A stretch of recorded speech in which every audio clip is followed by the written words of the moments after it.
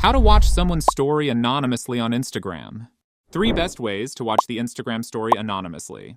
Swipe and view from adjacent stories. Instead of tapping on the story you want to view, first tap on someone. Swipe left-right gently to the story just before the one you're interested in. Be quick and don't swipe all the way through to avoid being registered as a viewer.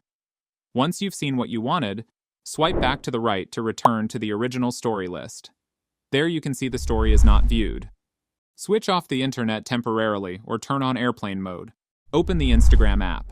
Now, switch off the internet or put it in airplane mode. Go to the Stories section and choose the story you want to view anonymously. View the story without leaving any visible traces. Note: you are able to view a few stories only, because Instagram can't preload all of them. Close the Instagram app. Turn on Wi-Fi or mobile data on your device again.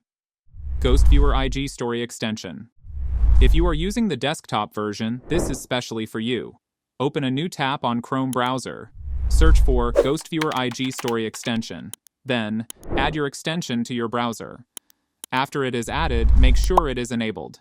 Then go to your Instagram account. Open the story you want to view. The person doesn't know you viewed the story. And that's it.